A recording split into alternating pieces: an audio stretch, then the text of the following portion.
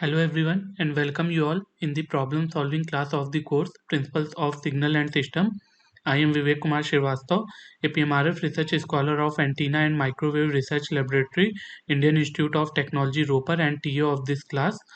So in the previous class we have seen numericals based on the topic Fourier transform.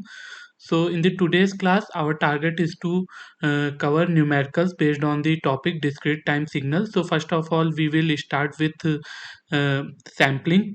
Okay, then we will see numericals based on the quantization, then convolution theorem for determining the response of linear time invariant discrete time system, and then at last we will see uh, discrete time Fourier series. So let us start. So the first problem is if a signal is uh, if a signal is having a maximum frequency in between 1000 hertz to 4000 hertz, which of the following would be the minimum sampling rate? Okay, so here option is given, so we have to determine that which one is the minimum sampling rate. So for solving this problem we have to first understand the sampling theorem. Okay, so sampling theorem is basically states that if suppose you have a baseband signal x of t which is band limited to fm. Okay, so band limited signal means if suppose, yeah, this is x of t. Okay, so this signal is having a maximum frequency fm. Okay, so this is basically a baseband signal. Okay, so baseband signal of frequency fm. So it can be reconstructed accurately from its sample. Okay, so if suppose you are going to uh, sample it. Okay, so here this is not fm. I'm sorry, this is a uh, time domain signal. Okay, so its maximum frequency component is basically fm. Maximum frequency component is fm.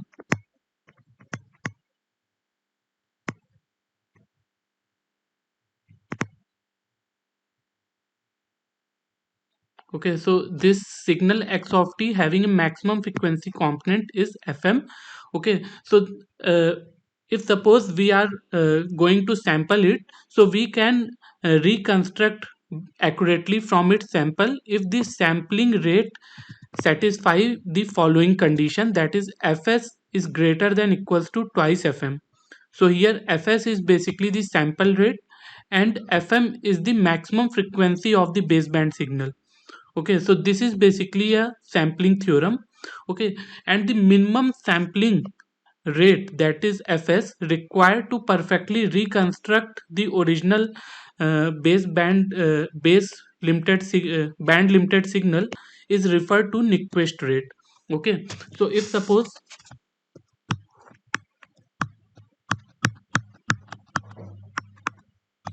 this is a band limited signal having maximum frequency of fm.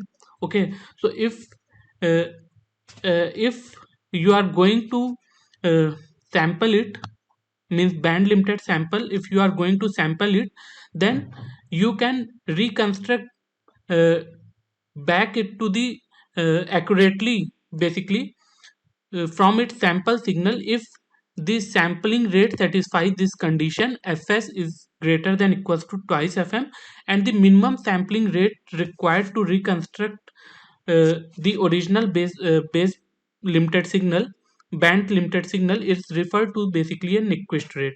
Okay, so here in this problem if we can see, so this problem states that the maximum frequency that contains by the signal is in the range of 1000 hertz to 4000 hertz. It means it has a maximum frequency of fm will be equals to 4 kilohertz.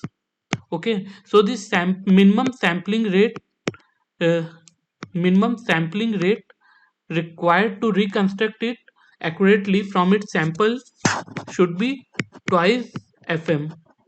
So this will be 8 kilohertz. So option B is the correct answer. Okay, so any doubt in this problem?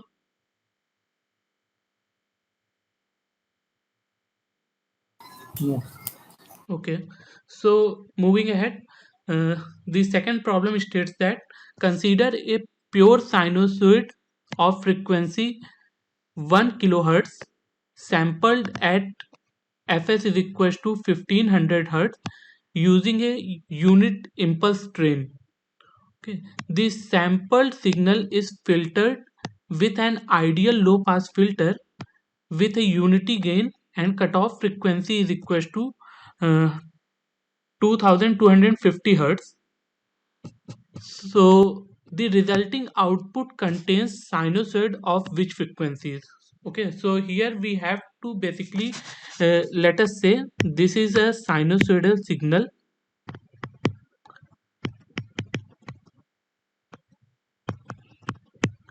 Okay, this is a sinusoidal signal. So first of all, we sample this signal by using train of impulse. Okay, so once you sample it, you will get the discrete time signal. Okay, so here I am just sampling the continuous time signal into discrete time signal. So once you obtain the discrete time signal, that is x of kt. Okay, here t is basically the sampling interval. So here this is basically the t, which is sampling interval. Okay, so once you obtain this sampling interval, sample signal, you have to apply this sample signal on a low pass filter. Okay, and after that you have to determine that at the output uh, the resulting output contains sinusoid of which frequencies. Okay, means at the output you will get sinusoid of different frequency.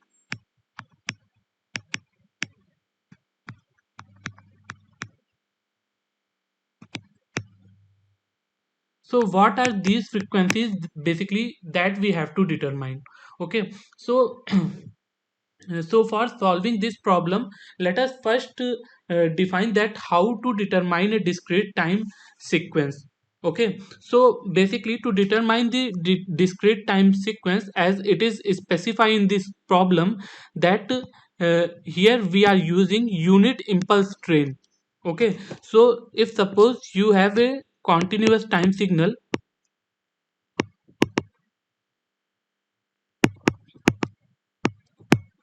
Okay, and you want to generate the discrete time signal by using this x of t. So what you have to do to determine the sample signal? Okay, you have to basically yeah, you have to basically multiply x of t with s of t, where s of t is basically the impulse train, which is defined as s of t is equals to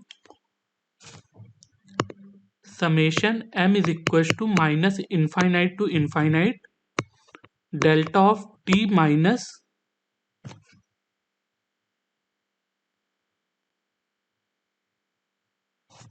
k ts. Okay, where ts is basically the sampling interval, so you can uh, take the same symbol here. So here this is k ts. Okay, so this is basically the uh, train of impulse. Okay, so let us now put this s of t here in this equation. So x s k is basically defined as x of t dot s of t, or say summation m is equals to minus infinite to infinite delta of t minus k ts. So now let us take the transform of this signal. Okay, so x of omega is equals to, so this is nothing but Fourier transform of x of t convolution of Fourier transform of summation m is equals to minus infinite to infinite delta of t minus k ts. Okay, so as here first of all, to determine the value of uh, uh, transformation of x of s, okay, we have to first determine the Fourier transform of x of t and then convolve it with the Fourier transform of train of impulse, okay, and then divide it by 2 pi. Okay, so let us solve this first. So this will be 1 over 2 pi. So Fourier transform of x of t, let it call it x of omega. So this should be convolved with Fourier transform of this train of impulse. So as we already know from our previous class that the Fourier transform of this train of impulse is defined as 1 over 2 pi over ts summation m is equals to minus infinite to infinite delta of omega minus m omega s, where omega s is basically the sampling frequency. Okay, so this you can further solve. So this 2 pi and 2 pi will cancel. So finally you will get 1 over ts summation m is equals to minus infinite to infinite x of omega minus m omega s. Okay, so this basically shows the uh, uh, sample signal in frequency domain. Okay, sample signal in frequency domain. So by using this equation we will try to determine that what what are basically the different frequencies that we will obtain at the output. Okay, so first of all we will check that how many frequency signal are present at the input when we take basically the uh, when we sample this signal, that is continuous time signal at the input. So how many different frequencies that we obtained at the input side, and then we will pass it to the low pass filter, and then we will check that output how many frequencies we will get. So let us do this task. Okay, so first of all, as we know, in the problem itself it is given that at the input a pure sinusoidal signal is there with a frequency of 1000 hertz. Okay, so let us suppose x of t is cos of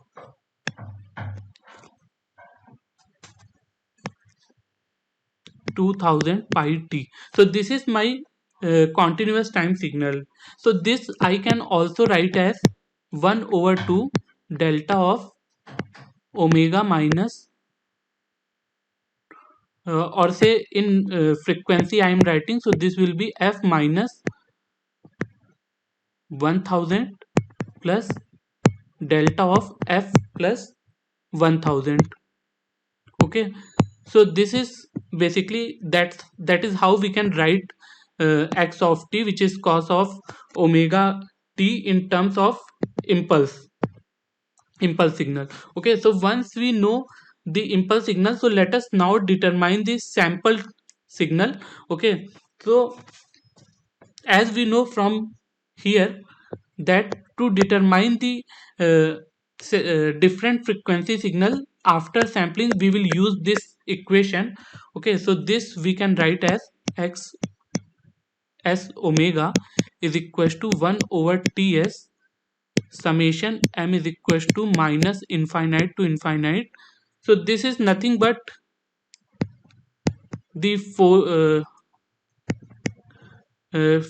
frequency representation of this signal cos of omega t. Okay, so this I can write it as x of omega. So x s omega is defined as 1 over ts summation m is equals to minus infinite to infinite x of omega minus m omega s. Okay, so now we can put the value of omega s here in this.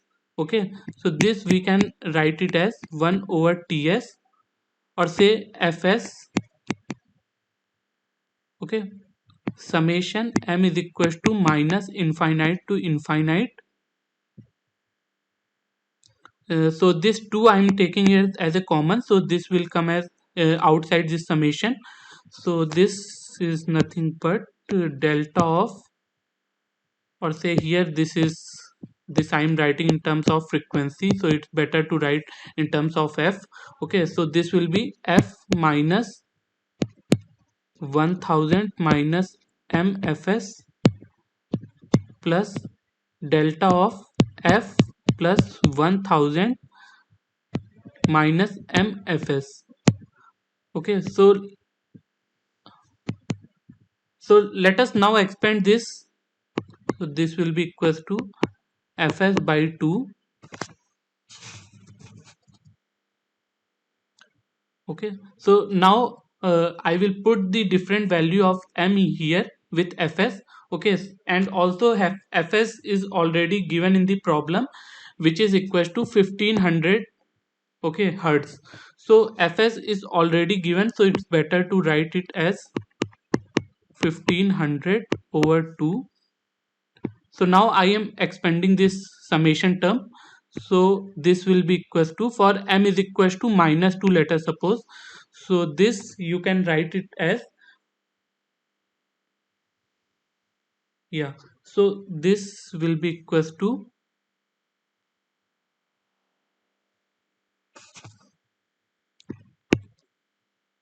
f minus 1000 minus m 1500 plus delta of f plus 1000 minus m 1500.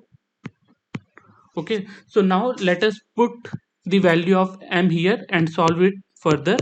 So this will be 1500 by 2, and this will be, for m is equals to minus 2, so this will be plus 3000, and this minus 1000 will, you can subtract this 1000. So this will be f minus f plus, basically, okay, plus here also this will be delta of f plus 4000. So now we can put m as minus 1, so this will be equals to delta of f plus 500, and for this will be delta of f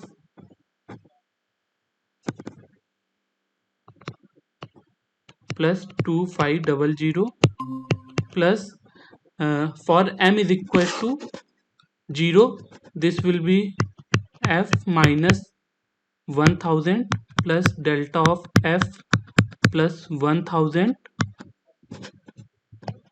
plus, for delta is equals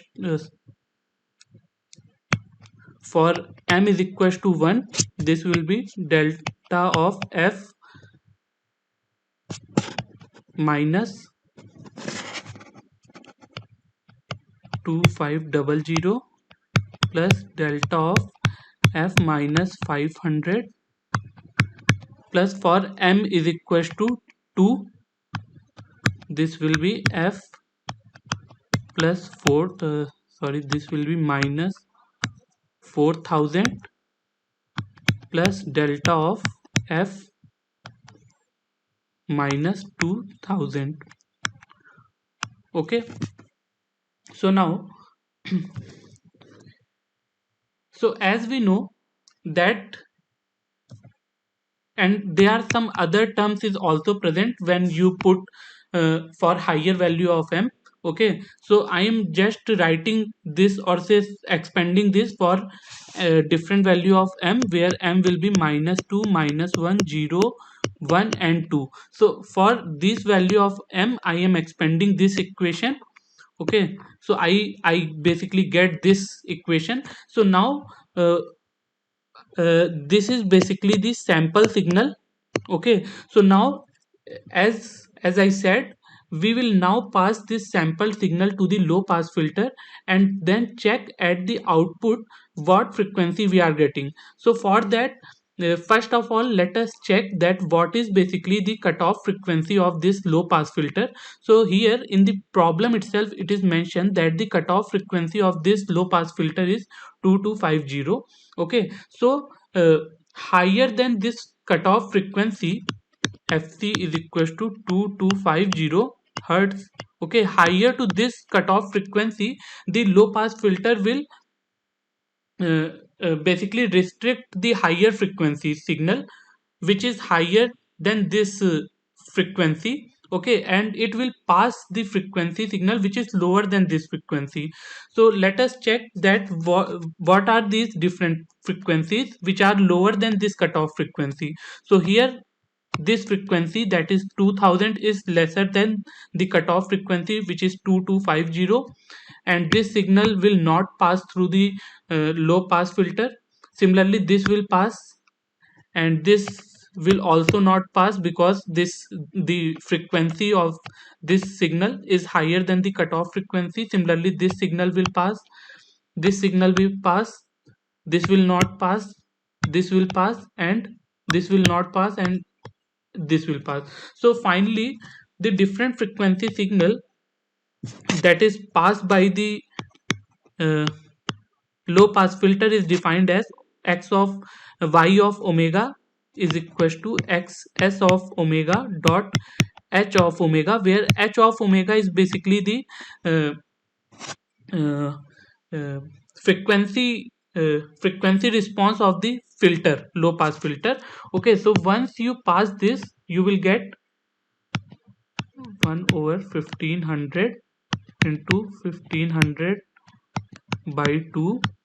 So all those frequency signal which are passed by the low pass filter I am writing. So this will be delta of f plus 2000 plus this signal, that is delta of f minus 2000 plus delta of f minus 1000 plus delta of f plus 1000 plus delta of f minus 500 plus delta of f plus 500. Okay, so only these frequency signal will pass. Okay, so this we can further write it as, in time domain we can write it as cos of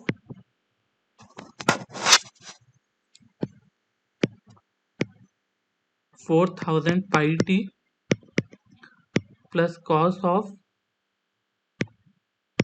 2000 pi t plus cos of 1000 pi t. So this is basically the response of the low pass filter. Okay, so from here we can see that the various frequency that we will obtain at the output will be 500 hertz, 1000 hertz, and 2000 hertz. So here here option C is correct. Okay, so the frequency that we will obtain at the output will be 500 hertz, 1000 hertz, and 2000 hertz. So any doubt in this problem? No.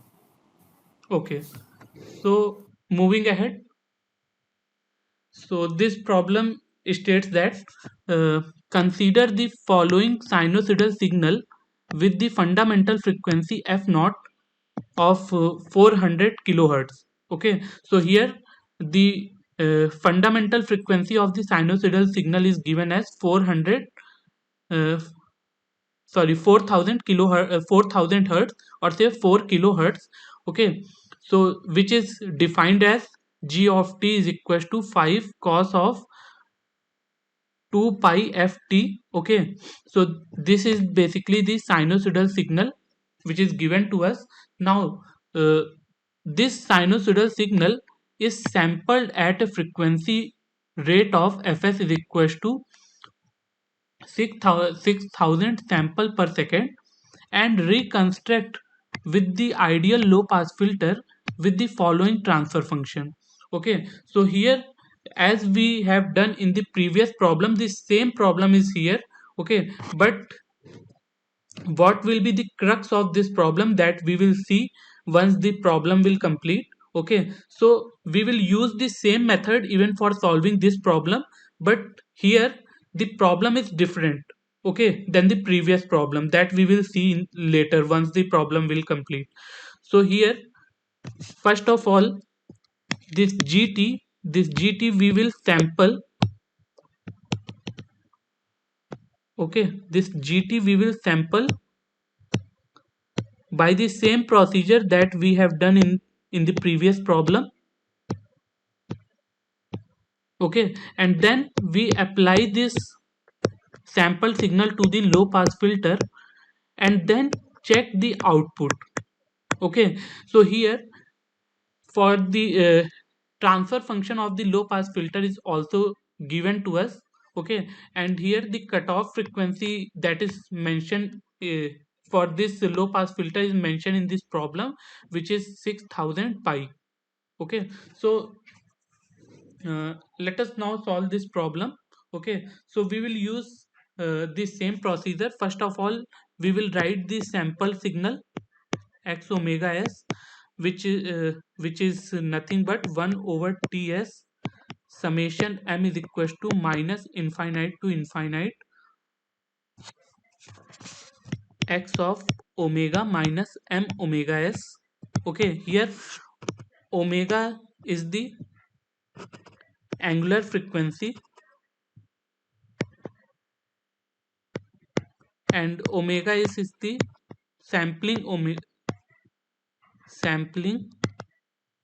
frequency. Okay, so we will use this equation so as to first uh, obtain the sample signal of this sinusoidal signal which is given to us, and then we will check the that what will be the reconstructed signal that we will obtain at the output. Okay, so let us start. So as here given in the question that the input signal is 5 cos of 8000 pi t. So xt is 5 cos of 8000 pi t. So first of all we will obtain the signal in frequency domain. We will write this signal in frequency domain. So this will be 5 pi delta of omega minus 8000 pi plus delta of omega plus 8000 pi. Okay, so this is basically the uh, tran- transformation of this time domain signal into the frequency domain signal. So let us now write the sample signal which is x s of omega. So this we can write it as 1 over ts summation m is equal to minus infinite to infinite x of omega minus m omega s. Okay, so here in the problem it is mentioned that the sampling rate is 6000 sample per second. So here this ts we can write 1 over ts we can write it as fs. Okay, or say omega s by 2 pi. Okay, so this is how we can write. So this is equals to 6000 summation m is equals to minus infinite to infinite x of omega minus m into omega s, that is uh, yeah 2 pi into 6000. Okay, so this we can further solve, that is 6000 summation m is equals to minus infinite to infinite x of omega minus 12000 pi m. So now we will expand this summation. Okay, so now I'm going to expand this summation. So x s of omega can be written as 6000. So for m is equals to minus 2 I am writing here. So this will be equals to, or yeah, first of all let us replace this x of omega with this. Okay, that we have already found. So this we can further write it as minus infinite to infinite 5 pi delta of omega minus 8000 pi minus 12,000 pi m plus delta of omega plus 8000 pi plus minus 12,000 pi m. So now we can expand this for various value of m. Okay, so for m is equals to minus 2, we can write this 5 pi into 6000. For m is equals to minus 2, this will be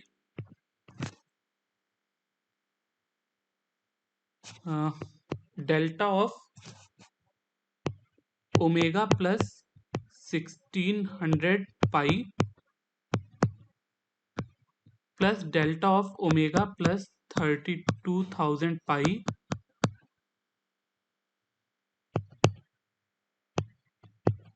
delta of omega plus 4000 pi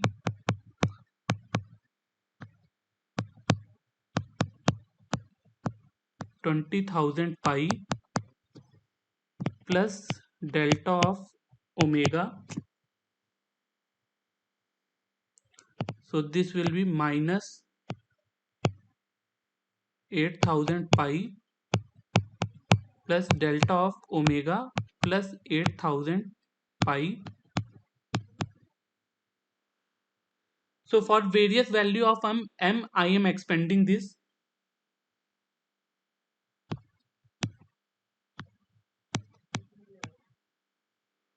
(20,000 pi) plus delta of omega minus 4000 pi plus delta of omega minus 32,000 pi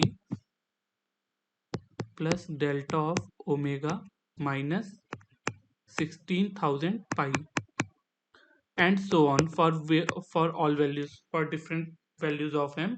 So here I am expanding this equation.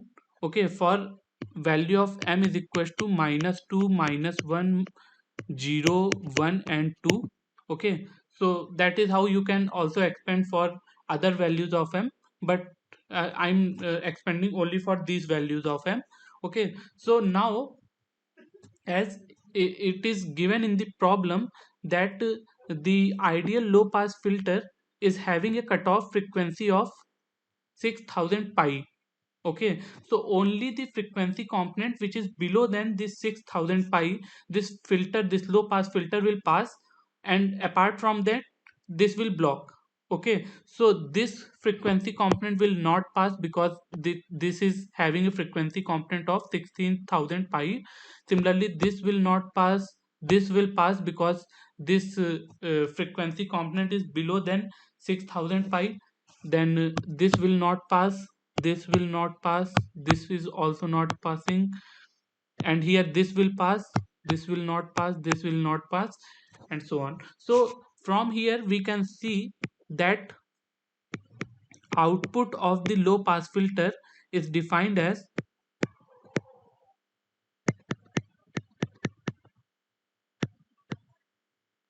6000 into frequency component that will be passed by low pass filter. So this will be delta of omega plus 4000 pi plus delta of omega minus 4000 pi.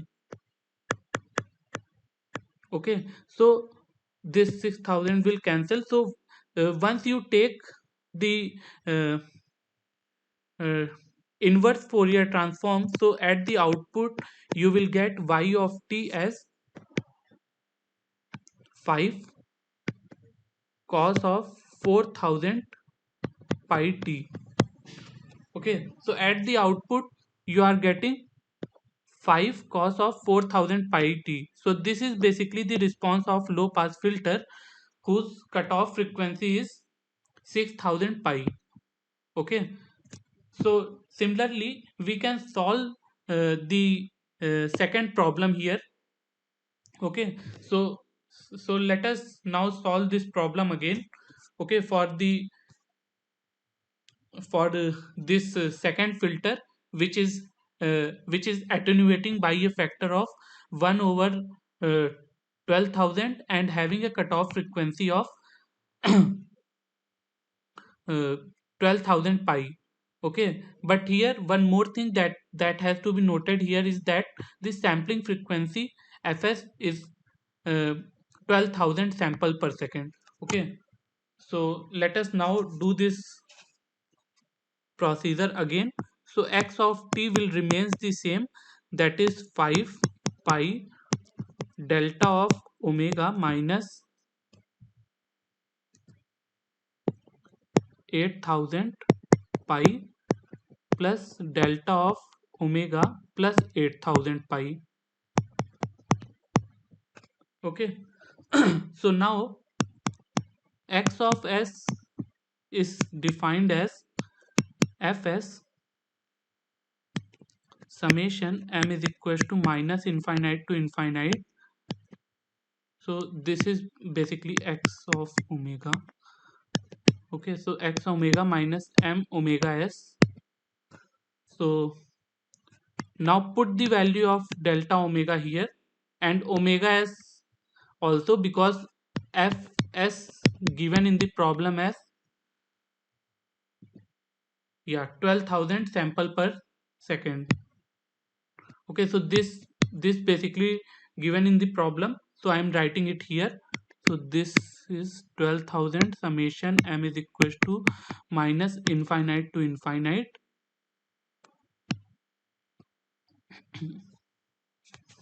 into 5 pi. So I am taking this factor as a common.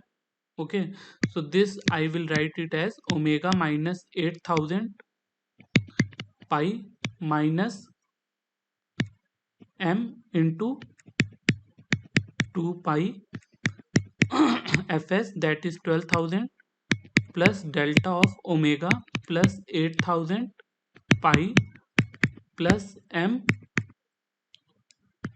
this will be minus m into 2 pi into 12,000. So this will be 5 pi into 12,000 summation m is equal to minus infinite to infinite delta of omega minus 8,000 pi minus 24,000 pi m plus delta of omega minus,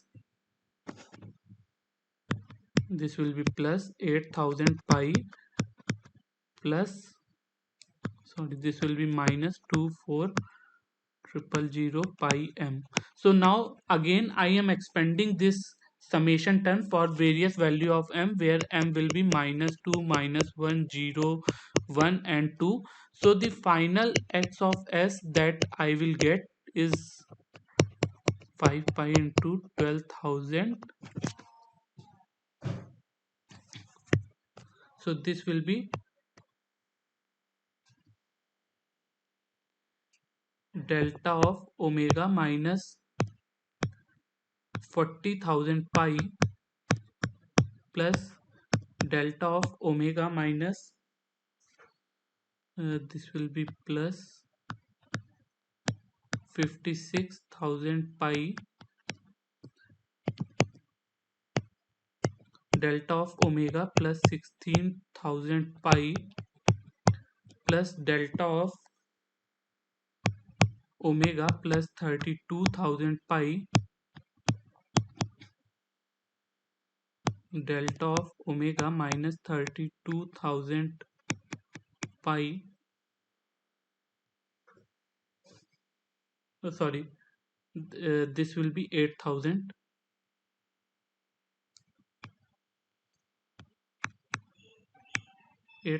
pi plus delta of omega plus 8,000 pi plus delta of omega minus 32,000 pi plus minus 16,000 pi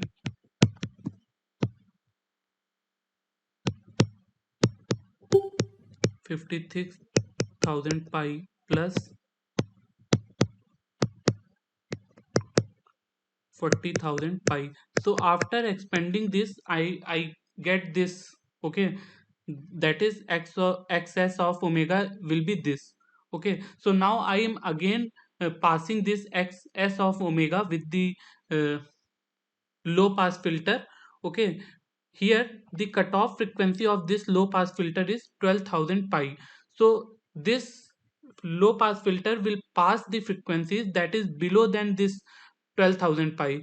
So this low pass filter will not pass this frequency component, this frequency component, this all frequency component will not pass, whereas this frequency component which is below the 12,000 pi will pass through the low pass filter. Similarly this will pass, whereas this all frequency will not pass. So the output of the second low pass filter is defined as 5 pi into 12,000. So these all factor that comes through this. Okay, so the remaining factor of the summation will be x of omega minus 8,000 pi plus x of omega plus 8,000 pi. Okay, so now you can take inverse Fourier transform so as to obtain the y time domain form. Okay, so here once you write, so you will get 5 cos of 8,000 pi t. Okay, so this is basically the response of the second low pass filter, whereas for the first low pass filter the response is 5 cos of 4,000 pi t. So so now let us see that what is the outcome of this problem. Okay, so like in the first problem, okay, so like here in the first problem, so we can see that as we know from the sampling theorem, this sampling frequency omega s should be greater than equals to twice of omega m, so as to completely or say accurately reconstruct the sample signal. Okay, so as to completely reconstruct the original sample from original signal from its sample signal. Okay, so this must satisfy this condition, that is the sampling condition. Okay, whereas in the first problem, if we can see, so here the sampling frequency is 6,000 sample per second. So here in the first, this sampling frequency is 6,000 sample per second. So this will be 2 pi. Okay, so we have to check whether this condition is satisfying by the first low pass filter or not. Okay, so here uh, this whereas the 2 times of omega m will be, yeah, this will be 16,000 pi. Okay, so if uh, we will further solve this, so this, okay, so here we can see that this omega s is basically less than the twice of omega m. Okay, so that's why here at the input you are applying the frequency of 8,000 pi, whereas at the output you are getting a frequency component of 4,000 pi. Okay, so this is due to the concept of aliasing. Okay, means the frequency component are basically overlapping each other, so that's why some distortion will be present. Okay, so output is basically corrupted, so that's why at the output, that is the reconstructed signal is not having the same frequency component that is given at the input side. Okay, so this is due to the aliasing problem. Okay, and this aliasing problem we can check it by this equation, that is the sampling theorem.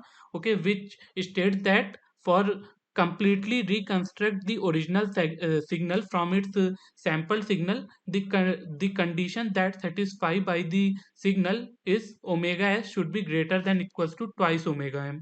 Okay, so here in the first part of this problem, this does not satisfy this condition, so that's why aliasing will happen, and due to this the signal is corrupted, and at the output you will not obtain the same frequency component. Whereas in the second part, if we can see, so in the second part omega s is 12,000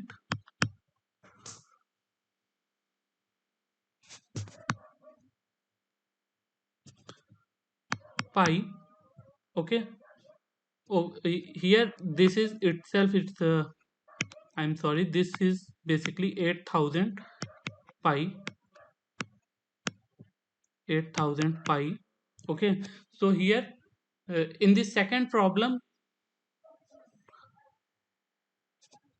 so this basically greater than basically twice of omega m. Okay, so that's why here in the second problem, if we can see, so this uh, here there will not be any kind of aliasing, so that's why at the output you will obtain the same frequency component. Okay, so this problem basically demonstrate that uh, to completely reconstruct the original signal from its sample signal, the conditions that satisfy is obtained by sampling theorem, that is omega s will be greater than equals to twice of omega m. Okay, so now moving to the next problem. So here is the solution of the previous problem. So now moving to the next problem. So here the problem states that consider an audio recording system where the microphone generates a continuous time voltage signal with a range of -1 to 1 volt. So we have to basically calculate the decision and reconstruction level for an 8 level uniform quantizer.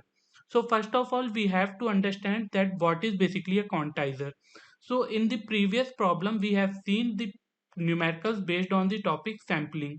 Okay, so basically sampling provide a discrete time signal. Okay, so as we can see here, so sampling basically provides the discrete time signal, means for discrete times it will provide a particular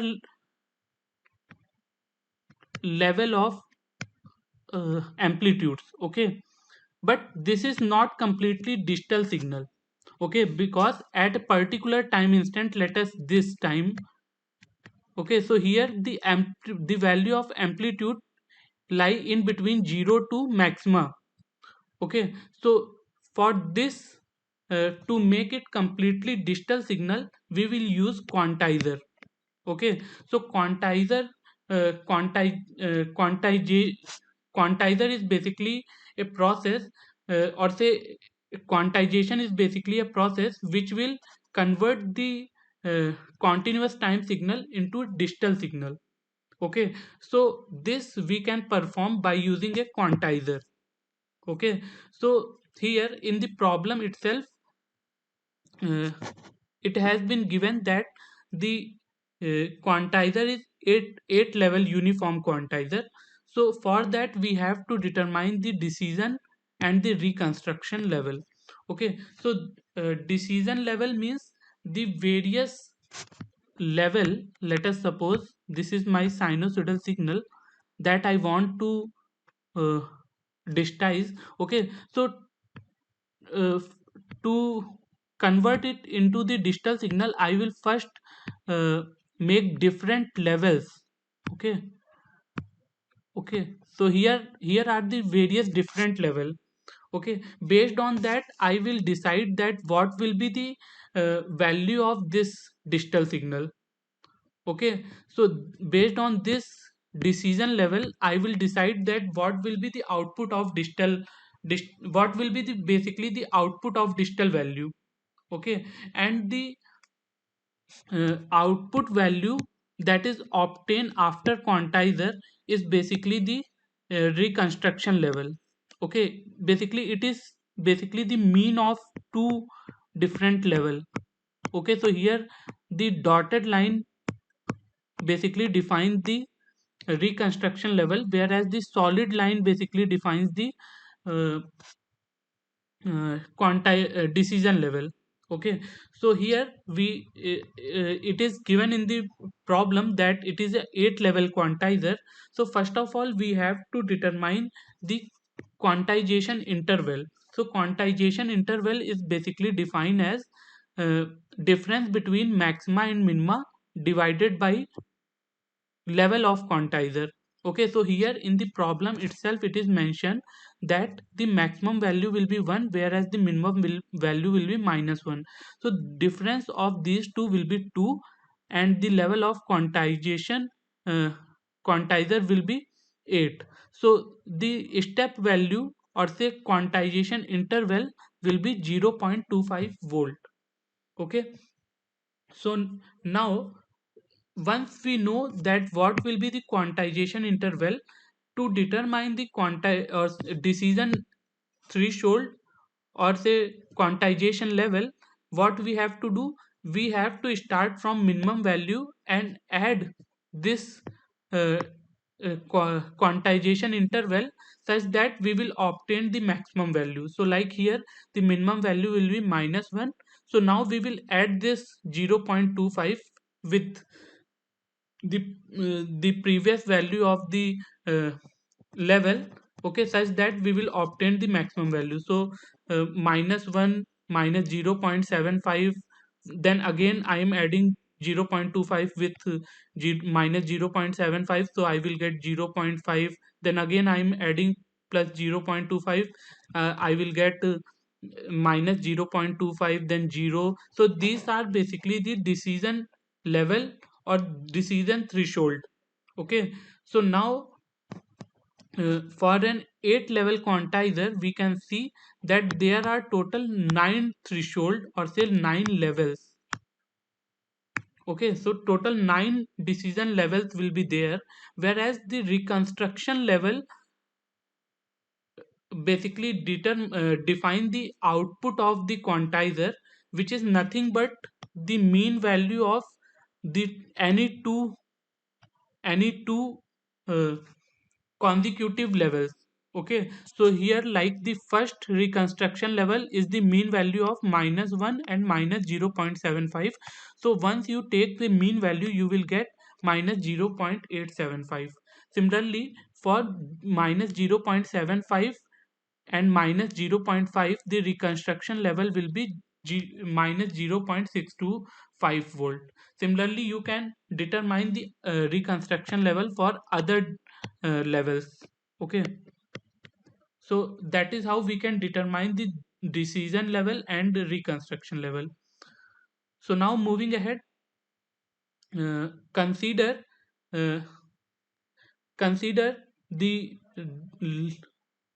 linear time invariant system with the following input output relation. Okay, so here input output relation of linear time invariant discrete time system is given. So now we have to calculate the impulse response of the two uh, linear time invariant system. Okay, also we have to determine the output response of linear time invariant system when the input is given as x of k. Okay, which is nothing but twice delta k plus thrice delta of k minus 1. So first of all here we have to determine the impulse response of the two linear time invariant system. Okay, so uh, here, as it is given in the problem that it is a linear time invariant discrete time system. Okay, so for linear time invariant discrete time system, as we know that uh, if at the input, let us say x of k, so if the input is impulse signal, okay, so whatever output basically we are getting is basically the impulse response of the system. Okay, so as it is given in the problem that it is a linear time invariant discrete time system, so to determine the impulse response, we have to directly put the value of x as delta and replace the value of y with k. So this represents basically the impulse response of this linear time invariant discrete time system. So now h of k is defined as delta of k minus 1 plus twice delta of k minus 3. Okay, so this is basically the impulse response of uh, this linear time invariant discrete time system. So here one more thing that has to be noted here, that this procedure, that is I am directly replacing x of k with delta of k and y of k with h of k, is just because here it is mentioned that it is a linear time invariant discrete time system. If this is not given in the problem, then we cannot use this same procedure. Okay, so for that we have to use some another procedure that we will see later. Okay, but here as it is given in the problem itself that it is a linear time invariant system, so we can use this procedure. So now once we know the impulse response, so to obtain the uh, response of the system when input applied will be x of k is equals to twice delta k plus thrice delta of k minus 1, what we have to do,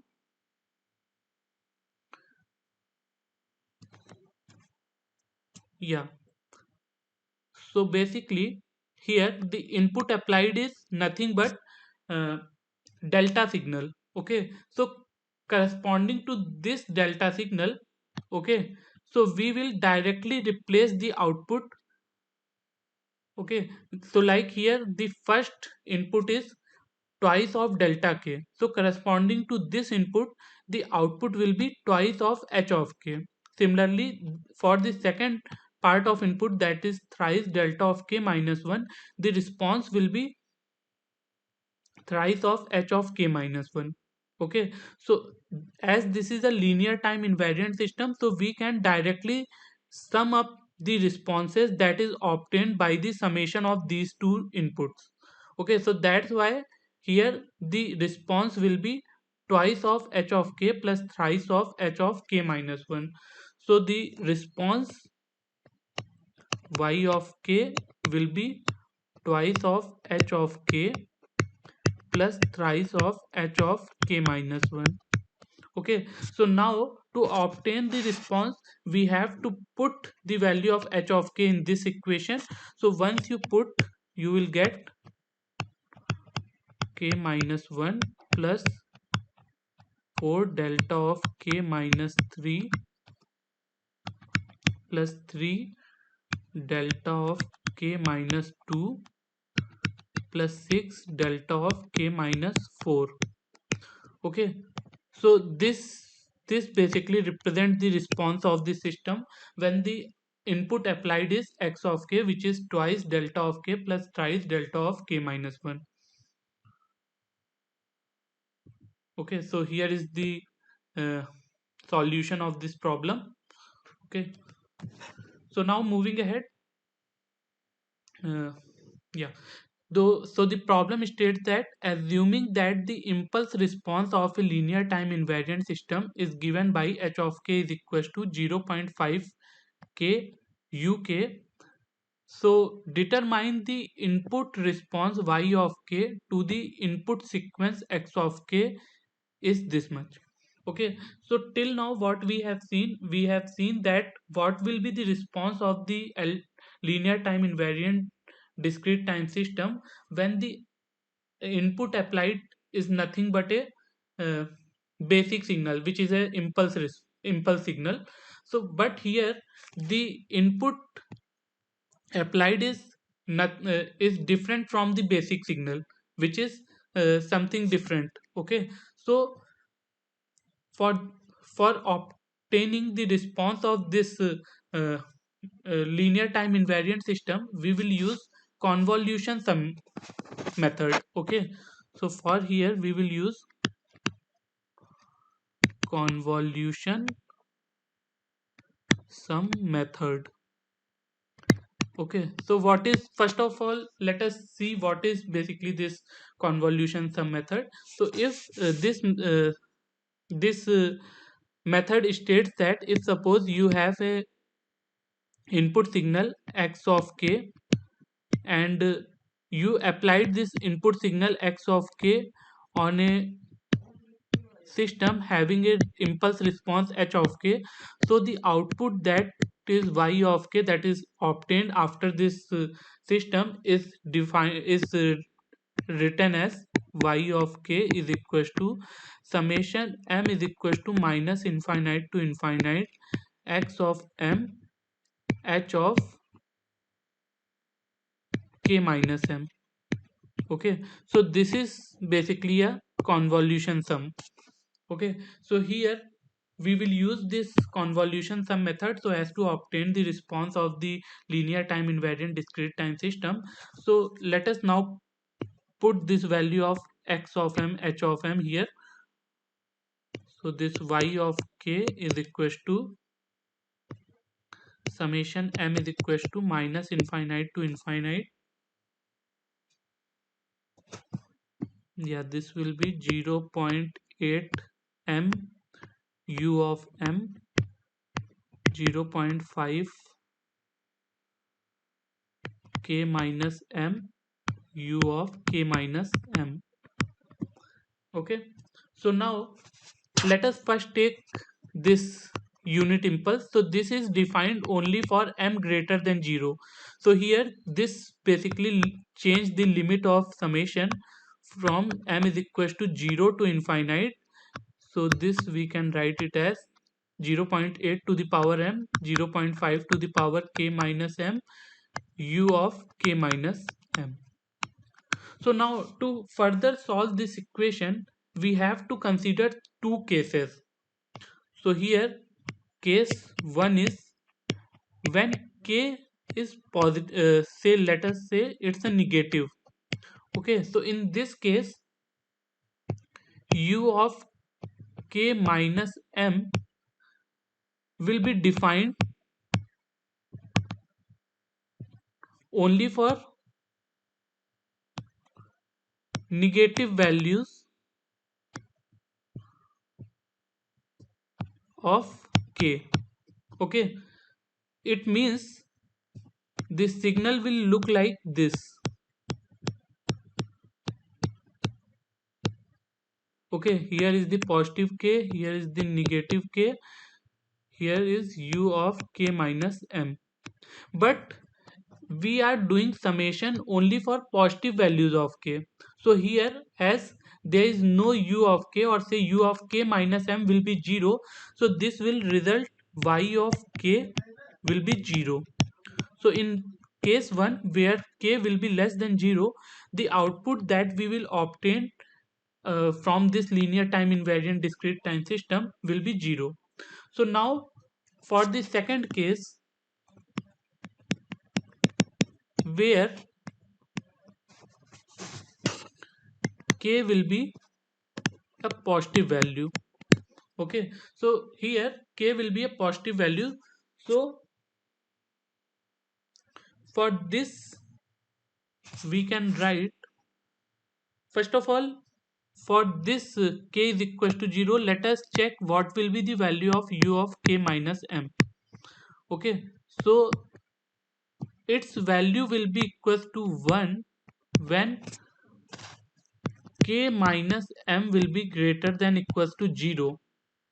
Okay, so this can be happen only if m will be less than equals to k and 0 otherwise. Okay, so we will use this and replace this in the previous equation, that is this equation. Okay, so let us write this y of k as summation m is equals to 0 to k because here m starts from 0 from the previous summation and it goes to infinite, but here this condition basically limits the value of m which will be less than equals to k. That's why here I am summing up from 0 to k, and this will be 0.8 to the power m, 0.5 to the power k minus m. Okay, so now we can further solve this. So here I will take 0.5 to the power k as a common because it is independent of m. So this will be equals to m is equals to 0 to k, 0.8 over 0.5 raised to the power m. Okay, so now this is a GP series. Okay, so we can solve it like 1 minus 0.8 by 0.5 raised to the power k plus 1 over 1 minus 0.8 over 0.5. Okay, so we can further solve it. So once we solve, we will get this.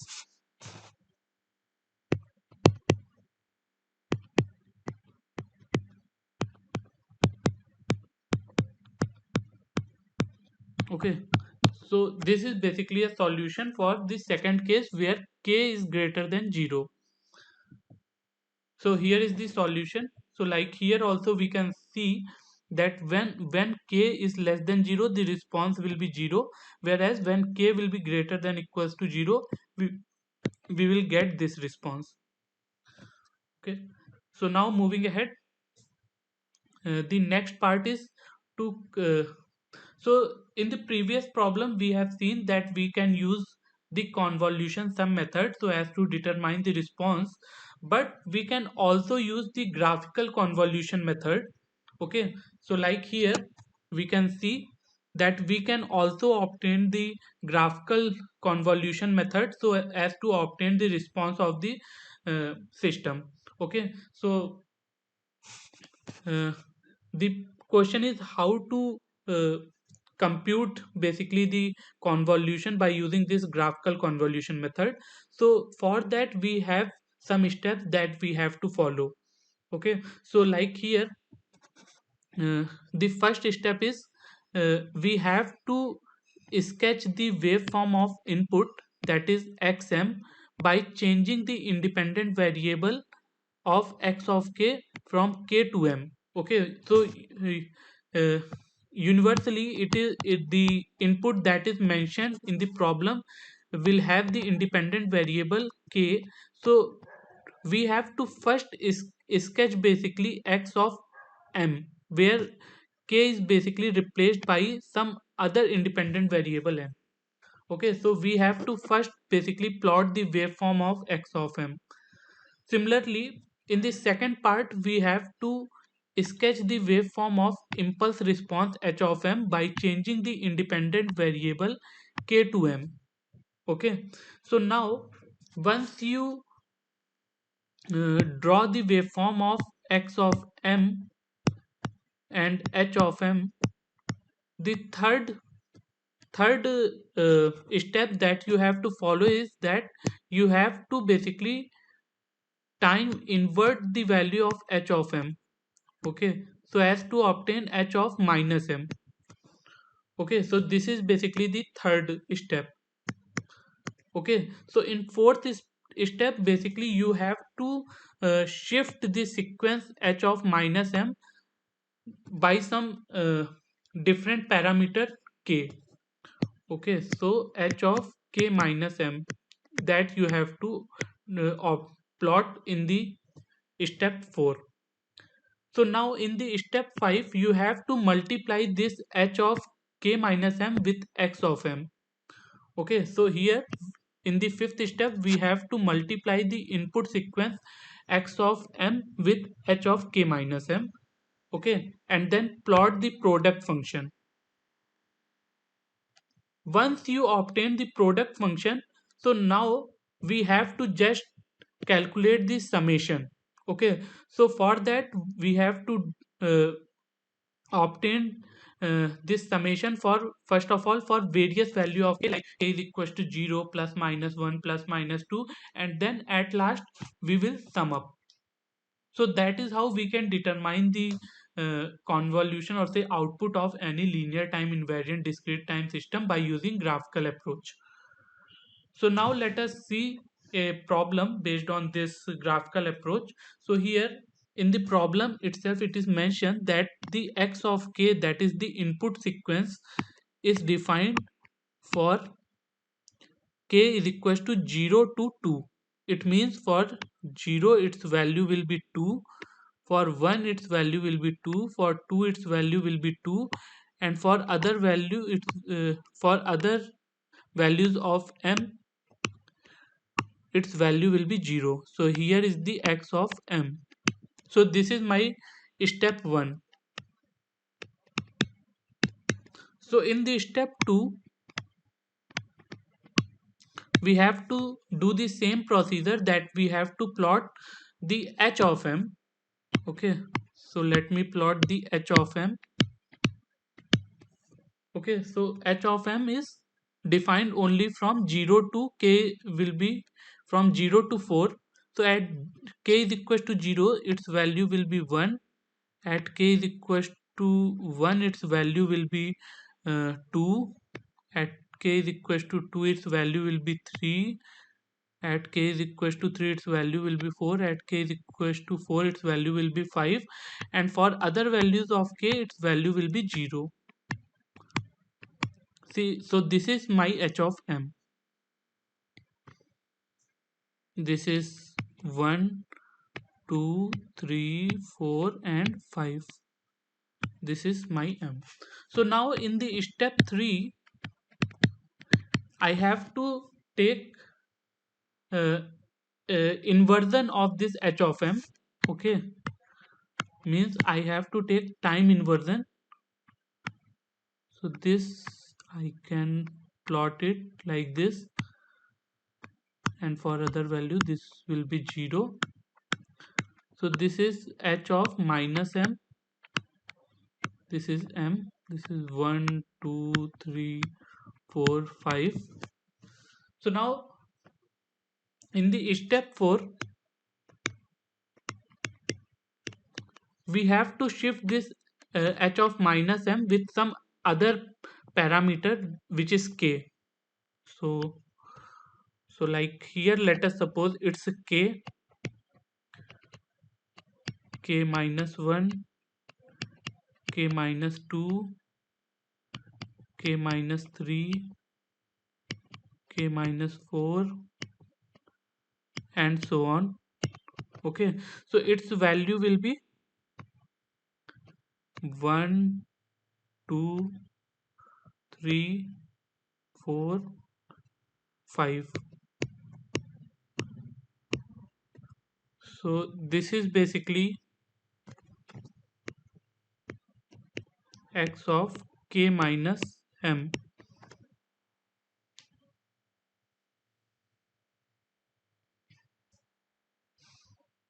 Okay, so now uh, we have to basically multiply this sorry, this is h of k minus m. So now we have to, in step 5 we have to multiply this h of k minus m with x of m, okay, for different value of k. Okay, so let us suppose for k is equal to 0, first value. Okay, so now I will take multiplication of these two. So at k is equal to 0 this value will be 1, 2, 3, 4, 5, whereas for this its value will be 2, for x is equal to 0, for m is equal to 0, m is equal 1 and m is equal to 2, its value will be 2. So the multiplication of x of m with h of k minus m, that is k is equal to 0 here, 0 minus m, will result here, this will be 0, this will be 0, those all will be 0. So ultimately you will get at only the value at uh, k is equals to 0. Okay, similarly you can determine the value of multiplication of these two signals, that is x of m with h of 1 minus m. Okay, so you can determine the value of this and you can plot this. So ultimately once you multiply these terms, you will get the final response of this. Okay, so in so like by using this method you can determine the uh, response of the system. So this was the last problem. So thank you.